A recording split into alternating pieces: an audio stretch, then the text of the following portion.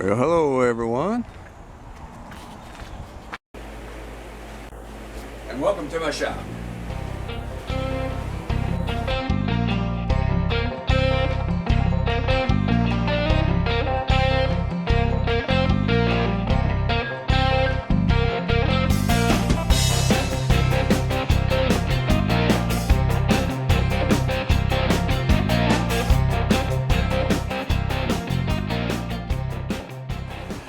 All right, it's gonna get a little noisy.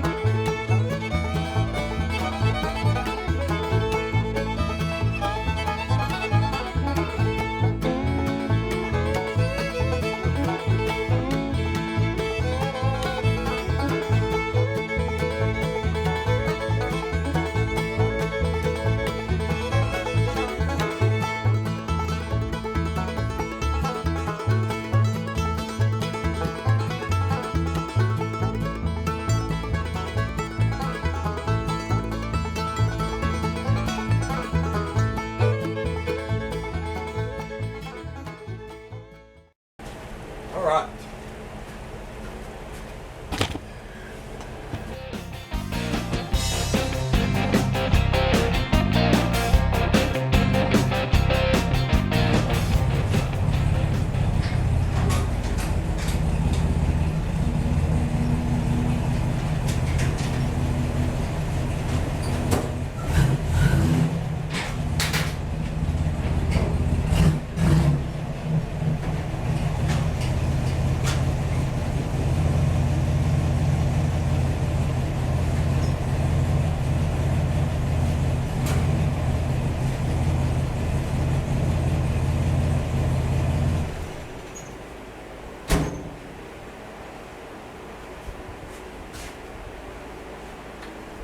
All right, first impression, timing's right on. I think it's good. I think the timing's great.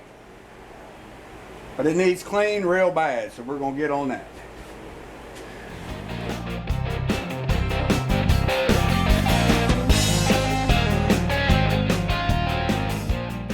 Well, all right, we're out here doing a road test, and I've got to say that the timing is right on the edge of being too advanced. I may back it down, but I don't know. We'll just see a little bit more. Right now, I'm just loving the response I'm getting out of it, the acceleration, the throttle response. But the only negative I'm seeing so far with it is when I'm doing a steady cruise, let's say I'm doing what, about 1200 RPM, 32 mile per hour, I feel just a very slight miss, just a very slight, when I didn't have that with the more retarded timing setting. But then again, I'm pulling this hill here, I'm not even having to think about going into second gear. It's got more power, it's got more acceleration, and so I'm very happy with that part. So we're just going to feel it out some more. We're coming on a bend here that normally I'd have to downshift because it's a bend, a 90 degree and an uphill, and I'm just staying in high gear. Definitely improvement in performance. The brakes are good and tight too, and they're not squealing. I was afraid that last time I put those new pads on, or shoes, they squealed at a stop, and I ended up taking the front wheels off, the drums and the hubs, and sanding the shoes and doing a light sand on the drum, and that seemed to fix that. But man, she is really riding good. You know, it's funny, it's a lot more bouncier than the GMC, and there's more spring in the seat, so I bounce more. It's more a truck-like ride as opposed to the GMC. It's almost a car-like. I joked around with some people with the GMC, telling them if I put some sway bars on it, it would handle more like a car than a truck. Oh, here's a welcome shade, a lane of shade that cools it off some. But anyway, he's doing really good. I guess the temps outside here is probably about 86, 87. And my engine temp's running right smack dab on the 8 of 180. So that's where it pretty much stayed with the 160 thermostat also. And this is the 180. I had to go to the 180 because it was running too cool in the winter. And when I went to this fresh air heater down there, and that fresh cold air coming through it, it just wasn't heating it up enough. So going to a 180 doesn't seem to have affected me at all. Let's see here, anything else? Now, I'm having to get used to the to another truck, and the GMC has, of course, with that 350 engine, it definitely has a whole lot more get up and go, a whole lot more horsepower. But one thing I really like about this truck and appreciate is a clutch. I like to shift them gears, and I always felt like I'm always reaching for a gear shift knob on the GMC when I'm driving it, because I'm thinking I need to downshift or upshift.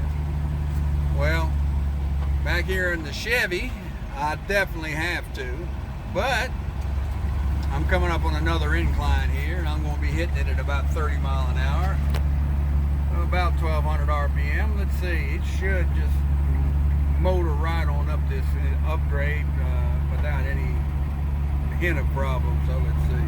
You know, since I've started recording this, I haven't noticed that slight miss at all. He's just motoring right on up. That tree's about to fall.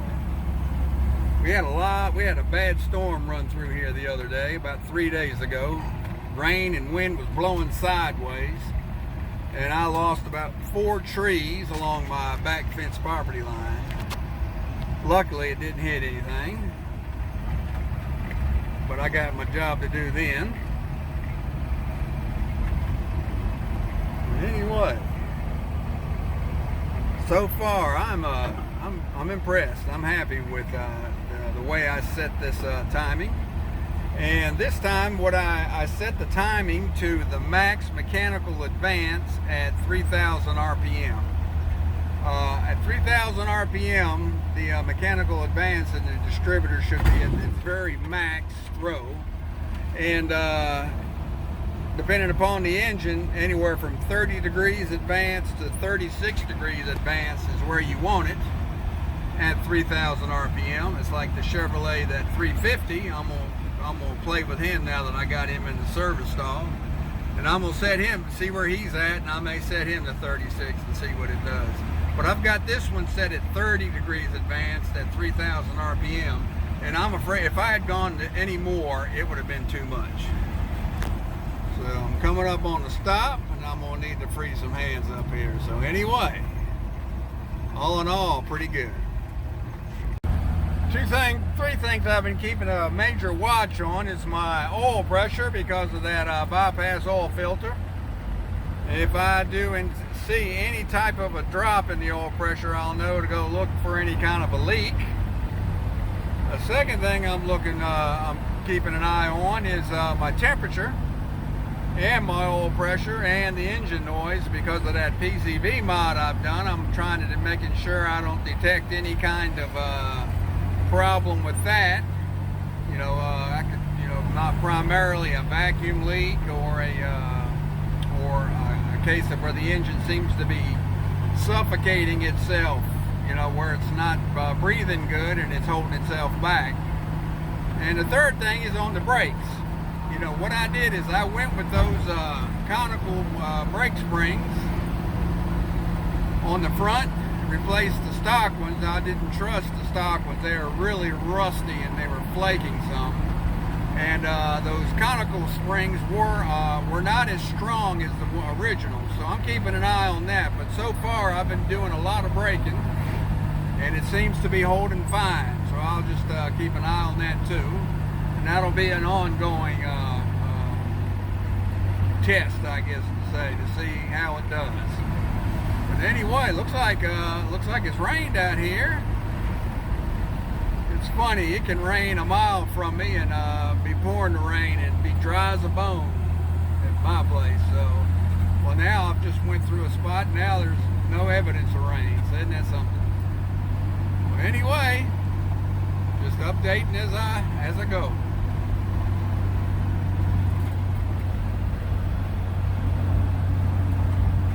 There's the vitals.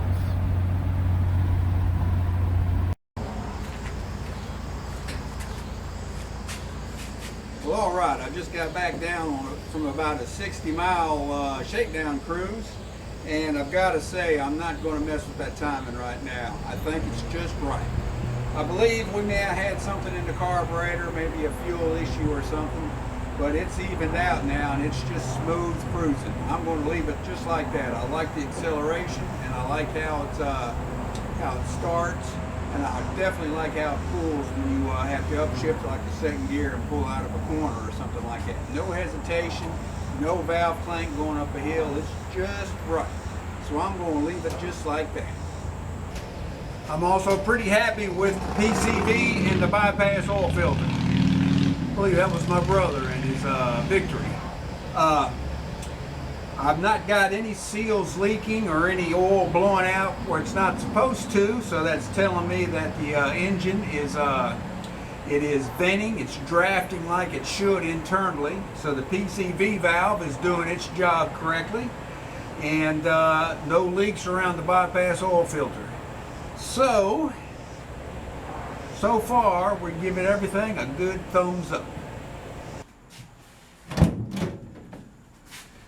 Alright, and for some of you intrepid souls that are still with me here, I made mention at the beginning of this vlog about some hints of some upcoming modifications I'm going to do. Well, we're here in the GMC, and well, one of them that I've got coming up has got something to do with putting some sounds in this truck. Now, all you purists now, don't be haters. I know that I'm taking an unusual route up there, and but keep in mind, if you know my channel, you know that this is already a modified truck before I even got it. And if you're new to the channel, well, I want you to know that this truck was highly modified before I got it and I traded for it. and it is in no way meant to be remaining original. Now, I'm going to try to keep all the sheet metal original looking, but this truck is a modified truck, and it's going to be that way. And well, my speedometer sits right here, occupying the radio spot, and a custom radio to fit this slot is pretty expensive. It's pretty steep. And I got my gauges down here. Now, my original gauges here, they're not original to the truck as best as I can tell. And it will take a lot more than I want to invest right now into getting these gauges operational. And since this has got a 350 engine in it, that naturally runs hotter than the 6-cylinder that originally came in it. The temperature gauge would stay reading hot. I'd need to upgrade the oil pressure gauge. I mean, there's so much to do. So I've got gauges sitting down there underneath the dash for my vitals. That only left one other spot for a radio, and that's going to be up here. So anyway, don't be a hater. And that's going to be upcoming in the next episode or two. I am going to go with the custom auto sound speaker setup it's just like the one I put in the Chevy. The sound's kind of tinny. There's not a lot of bass to it, but it'll work. And we're going with a Bluetooth type radio to go up there up top.